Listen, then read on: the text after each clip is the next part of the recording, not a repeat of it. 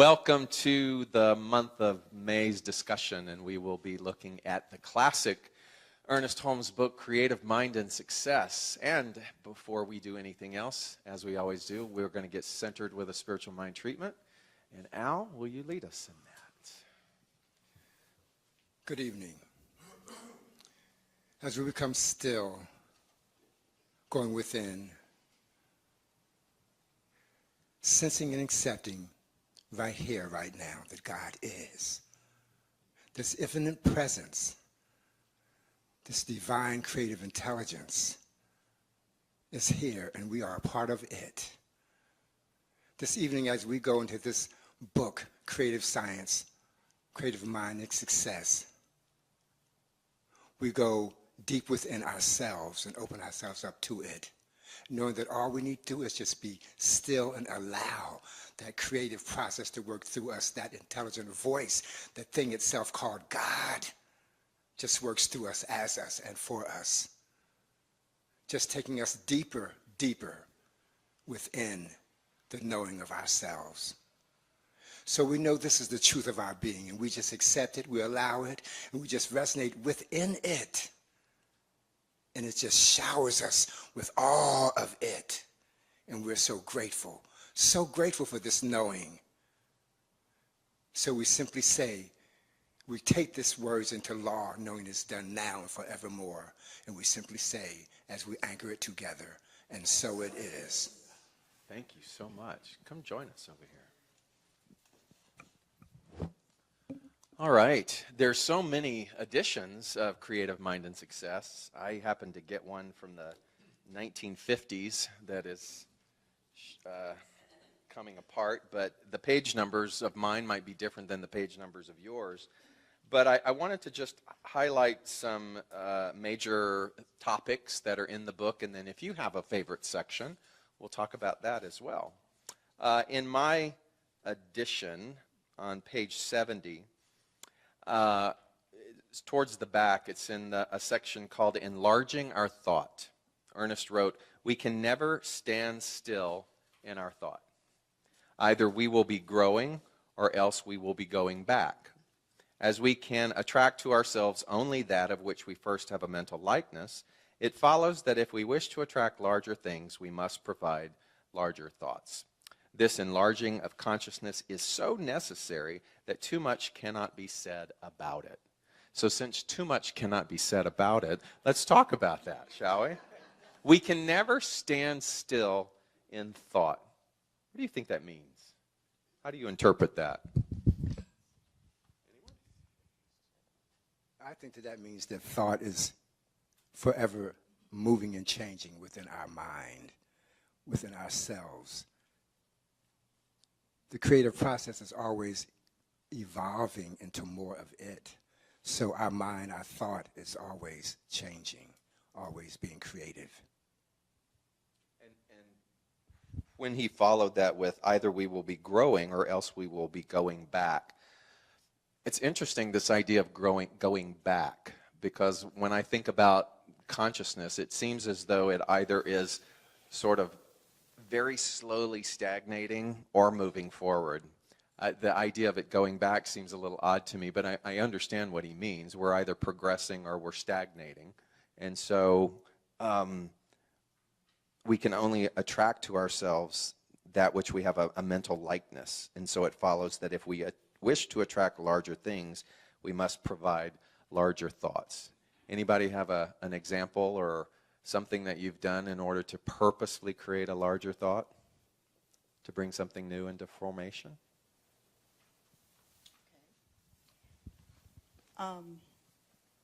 This one, I guess, it could fall under the topic of the one that you were talking, that you mentioned, that we would talk about old age and opportunity.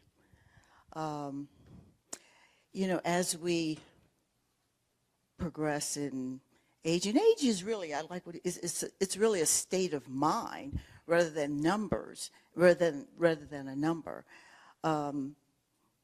And I will bring an example that happened in my life. I remember back when I was 40 years old, my doctor was talking about, I'm only 44. Anyway,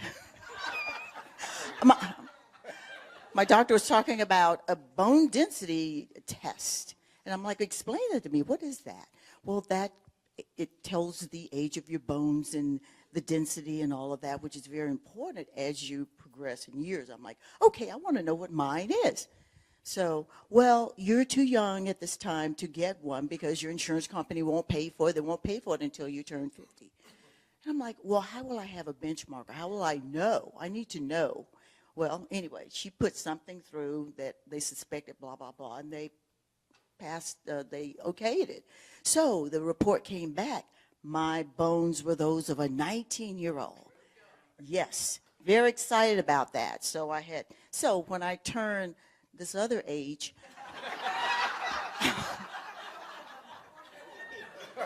because age is just a number. When I turned 50, we did the test again. It had declined. Now, there are three categories. There's not categories, but the way they measure it. There's normal, there's osteopenia, and there's osteoporosis. So it was still in normal, but it become midway in normal. And I thought, I'm going to do something about that. So anyway, they do it every 2 years. So in my mind, I'm like, my bones are strong and dense and will always be that way because I am powerful and strong, and that's what I want for me. Okay, 2 years later, I kind of altered my workout a little bit, but 2 years later, I went back, and the lady was sitting there reading the test, and she went, oh, my God.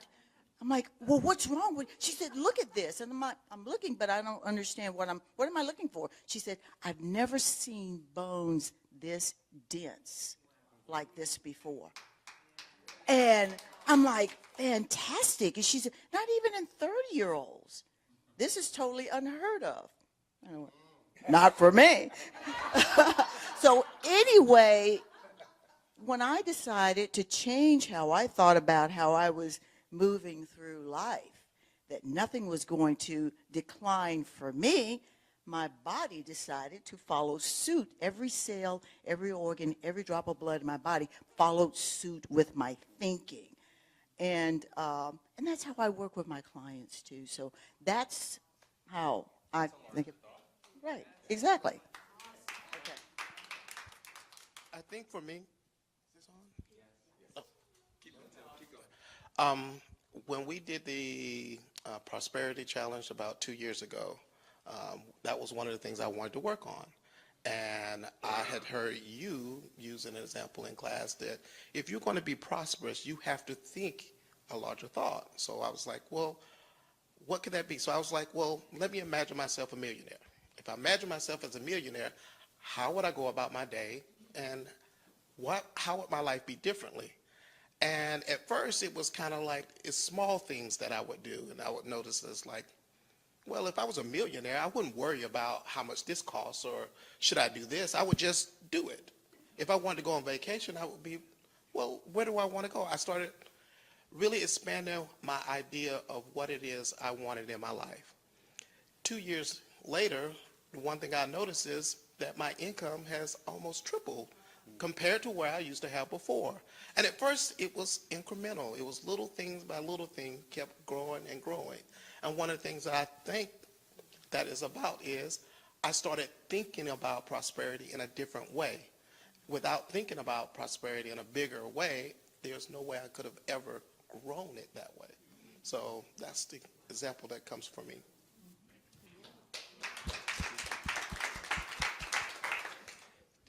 I'm kind of in a different state and have started 2 businesses in the last couple months and am not feeling good about them and having a hard time. This was very poignant to me. The book was very poignant, but not feeling very capable. And okay. You want to keep going? Yeah, and just the thing that came to mind before I read something in here today was that life was living me. I wasn't living life, and it did not feel very in control. at all of what was going on. First of all, thank you. Thank you for being willing to share that, because then that helps anyone who's watching and then the rest of us to look at that and go, okay, so if we suspect truth, or we say that we know truth, and truth is that whatever that creative idea that keeps planting itself in you also means that the ways and means are there for it to happen, then when it looks as though it's not unfolding the way that we want it to, or when it brings up perhaps a lot of the old themes about not being good enough, you know. And I think I watched Dr. Ken's talk, which was just incredible on Sunday. And he made the reference to the fact that there is so much light in the world now. But if we're not attuned to it, what we see is its counter darkness, and which one is louder, dependent upon where we are in terms of our attentiveness and what we listen to. And that's kind of the way that it is, that in order for us to really get rooted in that light, the dark must be there in order to give us the opportunity to keep moving through it, almost like pushing through the veil and pushing through the veil and pushing through the veil.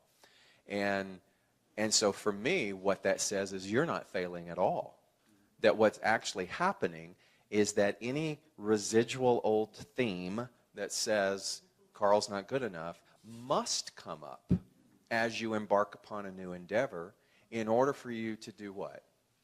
To succeed. To succeed. Or to swim through it, or to crawl through that darkness, or to get through the fuzz, or to take it to the next notch, which you've never taken it to perhaps in the past. And that's the thing. And like Tony said, one of our favorite words in class is incremental. It's like, what's the next little incremental thing that you could do in your pursuit of, or in your quest for these new endeavors? What's the next thing that you could do incrementally that you've never done before in the past? Meaning, you might have come to a particular benchmark and then just said, okay, this isn't working. And so you lay it down. So if you're there again, you follow, what might be the next little incremental things that would fuel those systems again? Because if you know, if the creativity is there again, and Thomas Trott always said, if the idea is there, then the ways and means is also there, then what can you do, or how can you, as absurd as it sounds, celebrate the fact that you're at this spot again? Because it means that you've gotten to the ceiling. And so in order to get past the ceiling then has to become your floor, so that you create a new ceiling. And I think that that's where you're at. You have too much vision. You have too much vision for what it is that you tell those folks out in TV land what your vision is. It's good though. Speak it out. It's interesting because a lot of this, there is a bit, as Idella said, about age, and I'm a huge believer in conscious aging and positive aging, and I've been working on housing that supports that, because their senior housing right now is not supportive. It's mind-numbing, it's life-denying. Everything's slow when I go to visit my mother. The internet's slow, the elevator's slow, and they're just used to it. And that's all they talk about, but they're used to that pace of life. And so want to bring something that is positive, that is life-affirming, that's even more like hospice, that says, what do you need? And not, you're supposed to have it all together. What do you need now? And what can we do to provide that?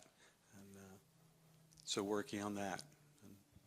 And so I personally know that's something that you've been after for a long while.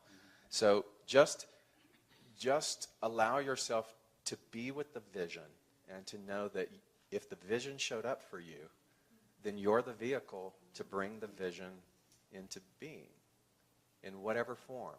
And so sometimes what we have to do is we have to break it into small bites, almost like cosmic breadcrumbs. We've got to put those little breadcrumbs around and take care of one breadcrumb and one.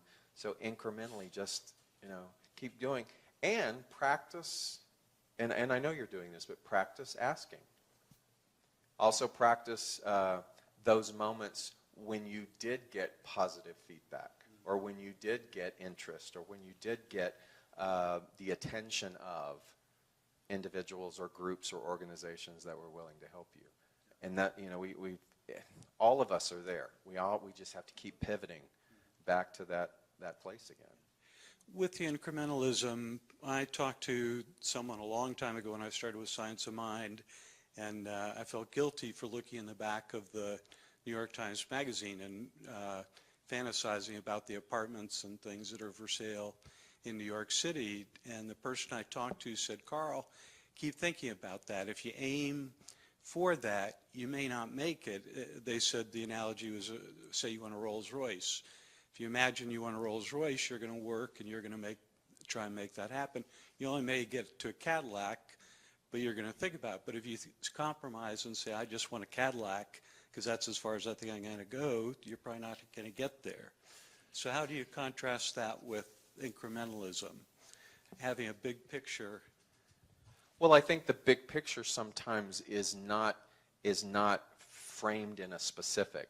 So if you see the ad, it might not be that it's that thing, but it's what that ad represented. So what did that ad represent to you when you saw the penthouse in the New York? What was the feeling behind the ad?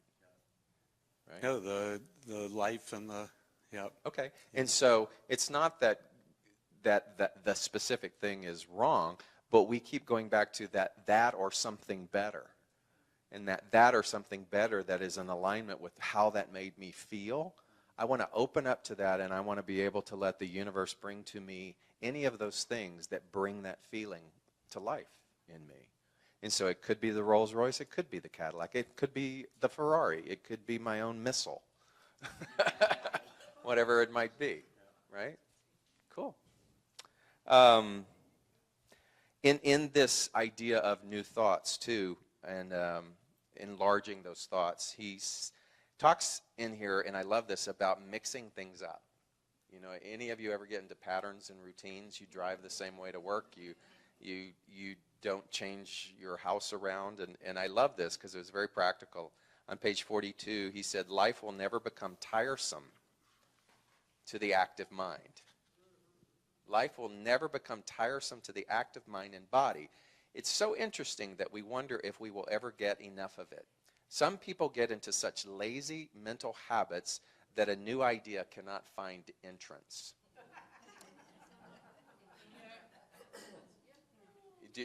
Anybody relate?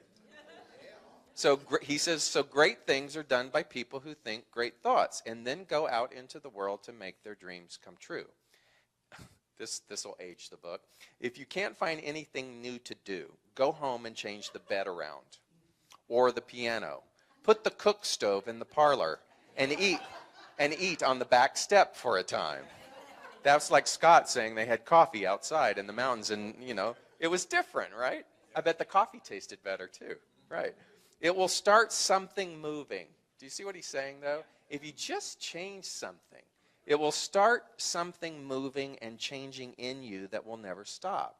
So the wide awake person can find so many things to do that he hasn't time even to begin in this life, and he knows that eternity is necessary to carry out the ideals that he already has evolved.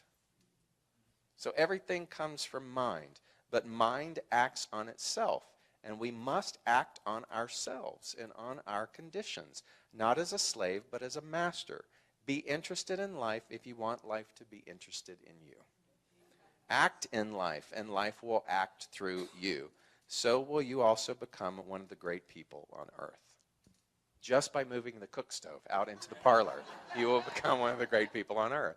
So anybody else want to come and comment about mixing things up?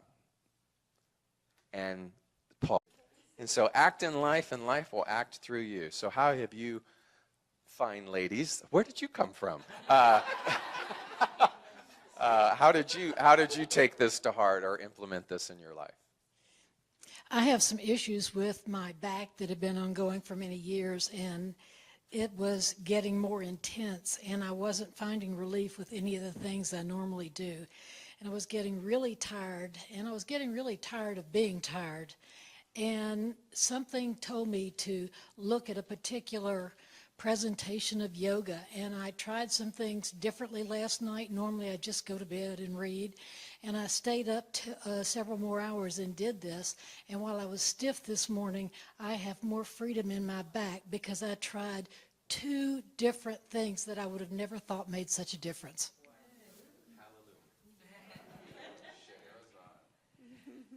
Well, okay, because I have a soft voice, folks. I can't even remember exactly how I got into healing touch. I was surfing the net because I didn't want to do Reiki. I didn't want to do pranic healing. I wanted to do something else. And I took my first level class in healing touch. And the instructor, who is now one of my mentors, she's talking about how it was discovered. And first of all, an RN, registered nurse, was the one who put it together. And I was like, oh, hello, here I am. And then she started talking about some of the other theories. And I'm sitting there with my mouth hanging open because some of the theorists, nursing theorists, were nurses I had talked about when I was teaching graduate students. But I had, glossed over the healing. I hadn't really grasped that. And I got back into that whole mindset of learning, and it was so exciting to me. And the actual doing this was what because I had postponed being a nurse for years. I got nurses in my family. They'd be sitting around talking. I'd say, you girls are not ready yet. I'm doing something else, But when I got into it, I found an area of nursing that really excites me, healing touch. And it's done in a way that is systematic, it's scientific, and yet it's an art that is as old as we are on this planet. And so this is something that invigorates me. And it's like you said, there's just so much to know and to learn and experience in this lifetime. And I'm so blessed and thankful for it. And as you pass that microphone, then just touch Susan's back, and we'll watch it on screen as Stacy talks. I'll narrate. Well, for me, I have been a entrepreneur, a business person, and a writer for 25 years.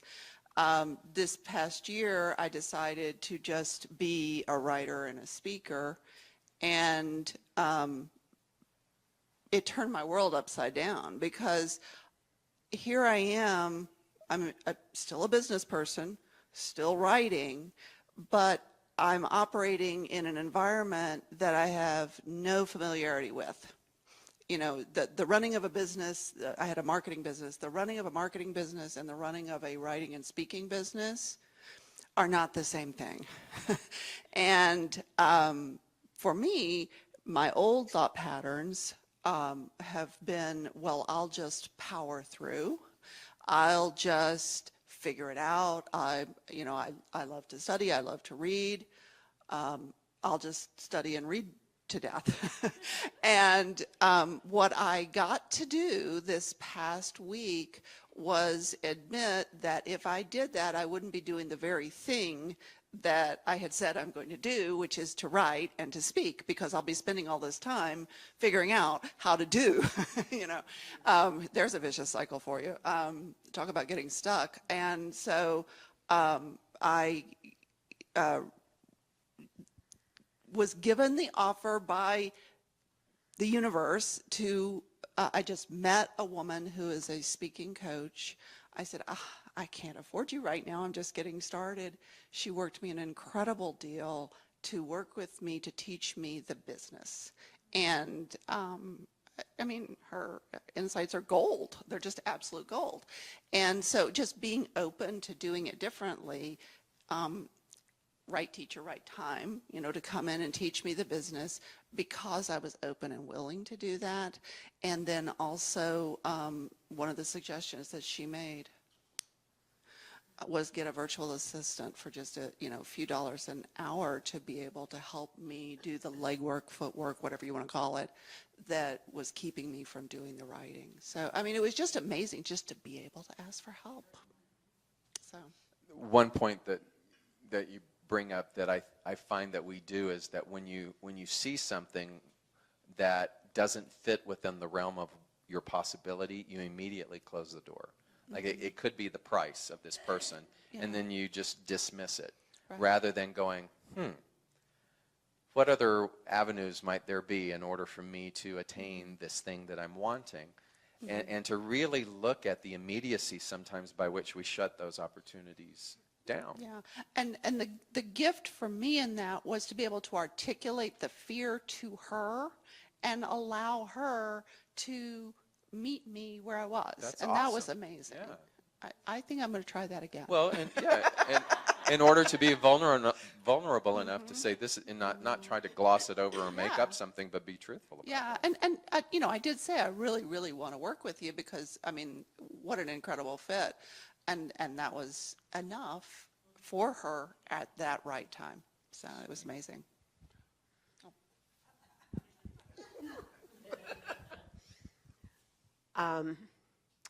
So I think one of the ways that I like to shake up things or maybe cause things to shift a little bit is to change my environment. I'm not talking about putting the piano in the kitchen like I did years ago. It's still there. But well, they were redoing the floors, and I never wanted to mess them up again by putting the piano back. Anyway, when I'm talking about changing the environment, I'm talking about traveling somewhere. So for a number of years, I heard David talk about his trips to Cambodia. And I would sit there and think, oh man, wouldn't that be great? Sure do wish I could afford that. That's high on the list. And I started talking to David about it, just trying to find out a little bit about what it would be like, knowing that I wasn't as young numerically as some of the people that were going to be on the trip, and having some concerns about that, and also having concerns because I knew that their air quality may not be as great as ours, and I have asthma. So I would go up to David and I would say, so what do you think about my asthma and Cambodia? Is it going to be a match? Am I going to struggle? Am I going to have a hard time? And he'd shake his head and say, it's dusty. It's dusty. Every time I went to you, that's what you'd say. It's dusty. I'd be, yeah, and so anyway, I finally decided one day in church, actually, we had somebody speak, somebody from the congregation, and she issued a challenge for us to do something that day that would really require us to stretch. And I registered to go to Cambodia. And I hope I don't cry. Anyway, talk about life altering. My molecules were rearranged on that trip, literally. I didn't come back the same person that I was when I left. And one of the things that I really believe strongly from that trip is that every high school child in this country should be required to take a trip to a third world country. I don't care if it's just across the border into Mexico. There are parts of Mexico that I'm sure could alter their lives, but to see the living conditions and then to match that to the people and their way of being, it's just not a match. Not in terms of how we see things in this country. They are so grateful. They are so gentle. They are so kind. They are so appreciative. They are so warm. And the kids, geez, the kids are just so excited to be able to learn. You know, that's what they care about, is just learning. Wish you could like draw some of that out in a syringe and then put it in some of these kids over here, you know. But I really loved that trip, and it cracked open my heart. And as if that wasn't enough, I got back, and I think it was a week and a half or 2 weeks after I returned, my daughter, who had been out of communication for 15 years, got in touch with me. And we've been in relationship since then. And that was in January of 15. So I strongly suggest going to the other side of the world. Was it just? Or moving the piano. Oh, about my asthma. I never had to use my inhaler the whole time I was there. It was really amazing. And I had some concerns about getting around in the various temples because a lot of them have, you know, stones and you got to kind of go up big steps and stuff. But every time I needed somebody, there was a hand extended for me to grab and they'd pull me up every single time. It was either the guide or it was David or it was Chike or somebody that was on the trip with us. And I felt so taken care of. And that is something that I usually don't let happen. But she didn't tell you she also had a Cambodian boyfriend, because she went on a mystery scooter ride that none of us know exactly what happened. So, all right. And that's why she's so happy today. And all right. Oh my God, they keep changing. Hello. So another great concept, and this one comes up almost in every beginner's class or Science of Mind 101, is when you have a real thing to do, keep it to yourself. Don't talk about it. Just know in your own mind what it is that you want and keep still about it. Often when we think that we will do some big thing, we begin to talk about it, and the first thing we know, all the power seems to be gone. This is what happens. We are all sending out into mind a constant stream of thought. The clearer it is, the better will it manifest. If it becomes doubtful, it will not have so clear a manifestation. If it is confused, it will manifest only confusion. All this according to the law of cause and effect, and we cannot change that law. So too often, when we tell our friends what we are going to do, they confuse our thought by laughing about it or by doubting our capacity to do such a large thing. What are your thoughts about that? Well, that actually happened to me. I had an idea to write a children's book about a little girl going on an adventure to find God. And I told a friend, and they were not receptive to it. And I started to doubt. And because I started to doubt, I kind of left the draft the way it was. And then my computer crashed, and I lost it. I lost the draft. But it was still in my head and in my heart. And then one day I decided, years actually had gone by, and I saw the mural upstairs that Vicky Paz had drawn, and it inspired me to go ahead and write the book from my head again. And I did. And I didn't tell anybody I was going to do it except for Ty. And in fact, I said I need a project manager because I just can't do this by myself.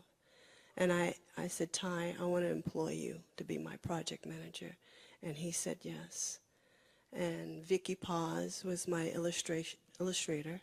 And I published a book in April of 2015 after conceiving that idea in 2008. So I know when I want to do something big, that I keep it to myself until I'm ready to actually move forward without a doubt. So I'll grapple with this wisdom a little bit because I have a big mouth when it comes to my business. I process out loud. Like I like to process and share a lot, which could be good or bad. And you hear it a lot of times and, over a lot of different ways. Don't tell everybody, your good stuff and things. And I just thought it was just something negative, like, you can't trust this group, or you can't trust that group. So I kind of really rejected it for a little while. But and just wanting to sit with it, I think for me, what my takeaway might be is what happens when you let something kind of be an incubator space, right? So though I like to share everything, there's a time for that. And when I do share as broadly and freely, sometimes the fizzle might drain out because of my own doubt entering in, or because I'm sharing a little bit prematurely. And so I think now what I'm leaning into with that wisdom, because I really do like to share, and I just get excited, so I just want to just tell it, And there's a time when you tell it, but I think, like Jean, having that one person that's, trustworthy and sacred and special, but also what might it look like for me, where I like to connect a lot with people, to connect with self, to connect with spirit, and to really let something incubate in the solitude. Like that's what I got to work on. So I think that wisdom presses me less to like distrust others, but to really, we've been talking about trust, like trust more in myself and just do that work of planting it in something spiritual, and not so hastily rushing out to share it, because I do like to do that. But And I think that this piece of wisdom is nuanced, because I'm not so sure that his point was everything is distrustful, but it's about how do I become so deeply rooted in my own knowing that in spite of what anything else might come, I've now got those roots. And sometimes if I haven't established those roots yet, I may get swayed by public opinion. yeah, and that's the very work, is that pressing to get that rootedness. Right. So yeah. And I think too, it's how much are we aware of the people who are on the same page as we are, because then that becomes your rooted tribe. I was just in Northern California in the redwoods. Oh my God! And we went to Occidental, in Northern California, and we went to this woman's property. And there's only 2 left in California. She has one of the oldest redwoods in existence, and it's over 2,000 years old. And it's on her property, and they never cut it down because it's ugly. Because it's got all these knots and gnarls in it, and whatever they were looking for cosmetically when they would want the wood, it didn't. So it's been there. It's 2,000 years old. But I was told that all of those roots are connected underground. And so when you find somebody that you're connected with that deeply, then you live 2,000 years. That's my point. You're calling me old, and you point to me. And 2,000 years. And speaking of 2,000 Looking years good old, for 2,000. how's your bone density? It runs deep. It runs deep. So I can't tell you everything then, right, about the vision that I have. So I have to keep it to myself. But yeah, I kind of agree with Osie's way that I've struggled a little bit with this, because if you share it, then you may find other people that resonate with the dream or with things that you have in your vision. But yet I've taken that to heart recently, because like in 2008, I had a vision as we were renovating a property. I was literally laying tile, and I had this idea of the enterprise. And there is a new way, and it's of course already begun because everybody's drawing it out of one mind, but there's a new way to do business. So I came out of the corporate world, and the corporate world is built in a pyramid structure with top down. It's a white male military domination structure, and that's where I came from for 20 years.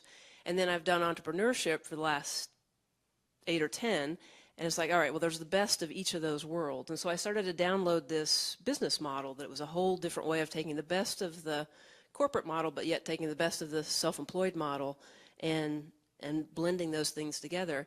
And I I wrote 26-page paper on it. I had like it, you know, had it all lined out, and I had all this. And then the first thing I did was I went to my corporate friends and said, "Look at this." And they're like, "What the hell is that?" And I'm like, "Well, this is how business is going to change." And they're like, "But there's no pyramid in it, and who's going to be the boss, and what holds it together, and da-da-da, and da-da-da, and da-da-da, and how are you going to fire people, and how are you going to hire people?" And I was like, and I just got stuck in it. And so for a couple years, I was like, well, let me just go be self-employed and keep my head down. And what I didn't know was that I didn't have the spiritual side of it. So what I didn't know is that the business model has a spiritual side. So why, one of this factoid we got years ago from SLCA, somebody said from the podium that the #1 time for heart attacks in the U.S. is 9 a.m. Monday morning. And that's because we can't take our soul to work. The old paradigm has been your heart attacks you at 9 a.m. when you have to go to work on a Monday morning, because we're not bringing our joy to work, right, broadly as mass consciousness.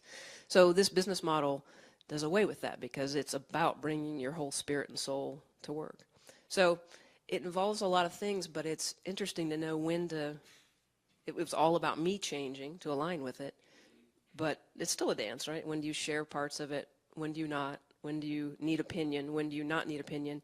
And mostly what I learned is I don't need my own opinion. What I need is to keep clearing crap out and not having opinions so that spirit can keep moving. When he wrote this in 1918, it was his second little periodical, you know, I'm sure he was speaking to people who maybe didn't understand the concept of discernment. And so that could be a piece of that too, that we, as we spiritually evolve, we become more discerning about who those people are and how we're going to share that. And maybe without even a little bit of an interaction, just go, nope, that's not the one, or yes, that's the one, and then intuitively know that. So, but I find this, and do you guys agree that this is sort of like every little sentence is its own nugget of wisdom. Every sentence is like an affirmation or some kind of diagram of our philosophy. And if he never wrote The Science of Mind, the larger textbook, this would be enough. And so this has always been sort of that pocket guide, and all the years that I've taught, I've never really resonated with anything more than this. This has been my favorite. So I was glad to see it as a part of our Book of the Month this year. For this month. So that's it for SLCA Practitioner Month of May meeting. Go about your business and be creative. Hi, I'm David Alt, and I simply want to say thanks. Thanks for taking the time to watch our broadcast here at Spiritual Living Center of Atlanta. We have a vision, and that vision is to reawaken all to their spiritual magnificence. And one of the ways that we are able to do that is through this very medium of broadcasting. So if you got anything out of this, if you felt in any way inspired, or if something spoke to you directly, then I extend an invitation to you to become a part of our family by donating. And there are many ways in order for you to be able to do that. One is to simply go to our website at slca.com. And there you will find all different kinds of prompts that will help you support what it is that we are doing here in Atlanta. One way is to become a pledger. That means that you decide on a monthly basis that you are going to help us with this vision. Another way is to donate through our management system called Fellowship One, another through PayPal, and another even easier way is on your cell phone. You can do what's called text to tithe, and that number is 404-796-7030. Again, thank you so much for your support, and I invite you to come back weekly to see what it is that we're up to. Blessings.